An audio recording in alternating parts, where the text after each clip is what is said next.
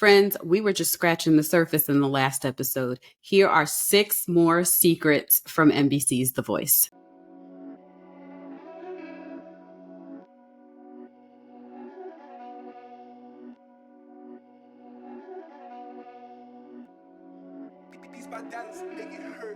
Hello and welcome to the Pitchy Podcast. I am your host, Stephanie. James is not here again. He will be back shortly, and he will definitely be back for the start of season 26 of NBC's The Voice. But today you just have me, and I have 6 more secrets from NBC's The Voice to share. If you thought the ones in the previous episode were pretty good, buckle up. We have some more.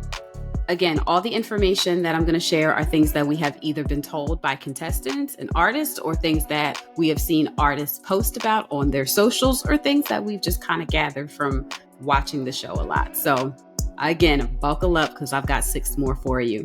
So let's get started with secret number 1. When you are picked to do the blind auditions, don't think you're going to be there a week. Artists that are picked to go to the blind auditions should prepare to be in LA for 5 to 6 weeks.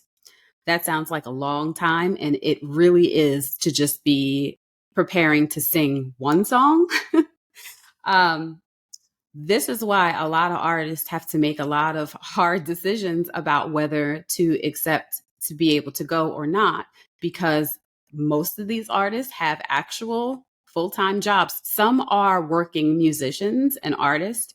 A lot are just working people that have chosen to step out on faith and step out on their talent and go try out for The Voice. But in a lot of cases, that means that they might have to make a hard decision about their current job. A lot of jobs will not just let you take a break for 5 to 6 weeks. So that's why it's really important for artists to really understand what they're getting into when they get into this show. From how long you're going to be away to how the show actually works, and that it is a reality show and not a guarantee to springboard you into international fame. Probably not even close to it. So artists really have to make hard decisions when it comes to accepting being on the show. So yeah, they have to be prepared to be away from not only their work, but their family for 5 to 6 weeks. So that's a long time and a big sacrifice for everybody involved. Secret number 2, you're not just working on your blind audition song for those 5 or 6 weeks. So in that 5 or 6 weeks, that is when a lot of the B-roll that we see before the artists, either before we hear the artists on for their blind audition, or after, depending on how production wants to present the artist. That is when you will see the B-roll that they've done, talking about their life prior to The Voice, talking about their family, talking about their work, talking about why they are on The Voice. That's also the time when they'll be doing fittings and other production interviews and things to that nature, along with working on their songs. So I would imagine that 5 to 6 weeks has to be pretty grueling and pretty intense, especially for artists that have not spent a lot of time away from their family. 5 to 6 weeks in a new city, if LA is new to you, with new people, very talented people who are all there for the same reason that you're there, has to be pretty intense. You have to be pretty mentally strong in order to go through the blind audition experience, as well as the whole The Voice experience. But I feel like that 5 to 6 weeks is really The Voice boot camp to prepare you for what the rest of the show is going to be like if artists are blessed enough to make it further and further in the competition. Secret number 3. So artists might not have full choice as far as song choice, but they do have say as far as styling. So what we understand is that production has a heavy hand in choosing the actual song that artists sing. However, artists have a heavy hand in deciding how they want to present their song. So we've seen some artists take a more traditional route as far as presenting their song as we usually hear it, maybe making some changes melodically or making some subtle instrumental changes, but most contestants go the route of singing the song as we're used to hearing it. Some artists decide that they're going to make the song a little bit more unique and a little bit more to their own personal styling. So an artist from season 25 actually did exactly what I'm talking about. Danny Stacy decided to take the song I Will Survive, and she did it in a completely different arrangement and a completely different feel than the original. And she was, I believe, the first artist that we saw her blind audition for season 25. So that originality in her arrangement and in her styling of the song probably made a huge impact to the producers, to the point that they wanted to put her out first, put her blind audition out first, just as a great way to begin season 25. So I think that artists should do what they're comfortable with doing. If they are comfortable taking a song and rearranging it and making it original and making it their own, great. If they're more comfortable with the original styling of the song, that can be great too. Secret number 4: artists are not alone in making the styling decisions for their blind audition. Now, I know what I just said in secret number 3, that they have a big say. And that is absolutely true. What I mean is that artists have access to vocal coaches and musical directors and other people that can advise them as far as what they should do with their song. Now, this can be a really, really great thing, but it can also be not a great thing, because the musical directors and vocal coaches are able to give advice. It might be intimidating to disagree with the advice that these professionals are giving. And that might be really intimidating to an artist. I know of one artist from season 25 who had an idea of how she wanted to present her blind audition, but because she wanted to stay on the show, because she didn't want to ruffle any feathers, she followed the advice of the musical director and or the vocal coaches, and she presented her song in a way that was different than what she originally wanted to do, and in a way that she had not really sang it before, because this song was actually familiar to her, and one that she enjoyed singing prior to The Voice. But because of the advice that she was given, she sang it differently than she would have had she not been advised. And she was not completely comfortable with her audition. So, what I would say to artists is to utilize the tools of the musical directors and the vocal coaches. But what I would also say is that in the end, you, the artist, are the one that is making the decision, that can make the decision about how you want your song to be presented. And you, as the artist, are the one that is going to have to present your blind audition in the best way possible. So it would be the best thing for you to be 100% comfortable with what you are presenting, and not just feel like you have to take the advice of the musical director and the vocal coaches. And not to say that they do not give, I'm sure they give great advice, but the artist in and of themselves has to be comfortable with what they are doing at the blind audition, because it's going to be a very high pressure situation. So take the advice that you can take and say thank you and no thank you to the advice that you don't want to take. That email. So we learned this season that artists receive an email 3 days prior to the airing of their blind audition. Now, what I do know, and I do know something, and I'm going to assume something else. I know that this email will tell an artist 3 days prior to the airing of their blind audition, whether they will be montaged.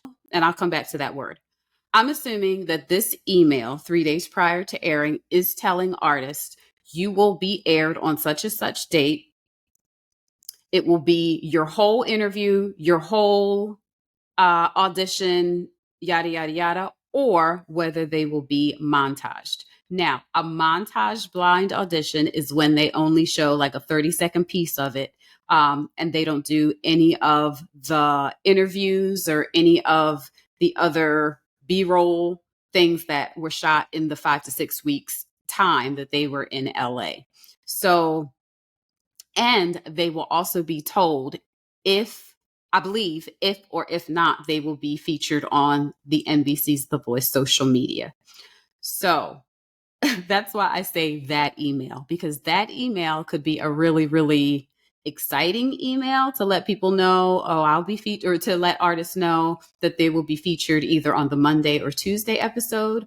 Or it can be a really devastating email to know that, you gave a really great interview and you think you did a really great blind audition. You were chosen by a coach, the whole thing. But based on whatever the decision that the production made, they decided that the world will not get to see your entire audition.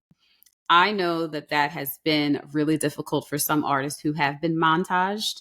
And if I was moving on, and if a coach picked me and I was moving on, I would be really disappointed to know that my blind audition was in the montage category. So, but like I said, we have not been able to confirm whether that same email is sent 3 days prior to let artists know that their full blind audition and their full edited interview will be shown. But I would have to assume that you're getting that email 3 days prior, whether it's the good or the bad. Secret number 6. You will meet amazing people on NBC's The Voice. So we have heard time and time again how the one thing that most artists walk away from The Voice with are family members, new family members. Can you imagine spending 5 to 6 weeks with people? It's almost like camp. You spend 5 to 6 weeks with people who enjoy, love, and have a passion for the same thing as you. And you have a lot of downtime, because I mentioned that the 5 to 6 weeks is spent doing photo shoots and B-roll and interviews and fittings. That don't take 5 to 6 weeks. Even the time with coaches and musical directors practicing for your blind audition song, that don't take 5 to 6 weeks. You have a lot of downtime in the course of those 5 to 6 weeks. So of course, these artists are going to get close and develop friendships that for many of them last a really, really long time. We know of so many seasons of folks that go on to tour together, go on to do shows together, go on to visit one another, go on to be in people's weddings, even get into a relationship, and I believe get engaged. If nothing else, you will meet amazing, amazing people from NBC's The Voice, and you will get access to amazing, amazing vocal coaches and musical directors and musicians.